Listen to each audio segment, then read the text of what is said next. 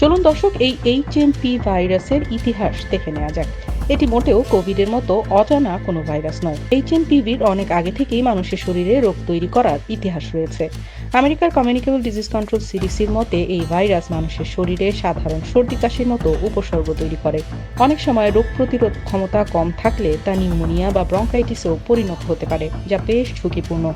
স্বয়ং চীন থেকেই বলা হচ্ছে, প্রতি বছর শীতের সময় এই রোগের সংক্রমণ বাড়ে, আর এবছরও বরাবরের মতোই রোগটির প্রকোপ দেখা দিচ্ছে।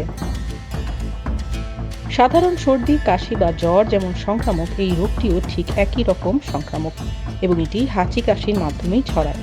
তবে করোনা ভাইরাস এর চেয়ে কয়েক গুণ বেশি দ্রুত গতিতে ছড়াতে পারে।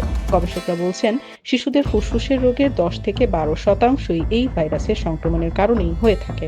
অর্থাৎ ভাইরাসটি নতুন বা অজানা আতঙ্কের কিছু নয়। তবে এই ভাইরাসে আক্রান্ত শিশুদের মধ্যে 5 থেকে 16% শিশুর নিউমোনিয়া বা ফুসফুসের জটিল রোগ হবার আশঙ্কা রয়েছে। এই ভাইরাস কি তাহলে সবার জন্য ভয়ের? গবেষকরা কিন্তু বলছেন, এইচএমভিপি সবার জন্য আতঙ্কের কারণ নয়। কেবলমাত্র যাদের রোগ প্রতিরোধ ক্ষমতা কম, যেমন শিশু কিংবা 65 বছরের উপরে বয়স্ক কোনো ব্যক্তি অথবা অন্যান্য দীর্ঘমেয়াদী রোগে আক্রান্ত ব্যক্তিদের এই ভাইরাসের সংক্রমণ হলে তা জটিল আকার ধারণ করতে পারে।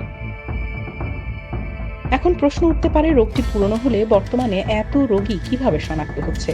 এটা সম্ভব হচ্ছে কারণ করোনার পর থেকে রোগ শনাক্ত করার টেস্ট বা প্রক্রিয়া যেমন সহজলভ্য হয়েছে, তেমনি বিগত মহামারীর ধাক্কায় সাধারণ মানুষ আর প্রশাসন দুই এখন বেশ সচেতন।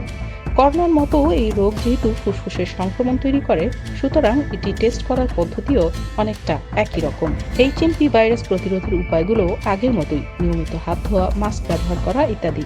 আর যদি উপসর্গ গুরুতর হয় বা অন্যান্য জটিল লক্ষণ দেখা যায়, তখন অবশ্যই ডাক্তারের পরামর্শ নেওয়া জরুরি।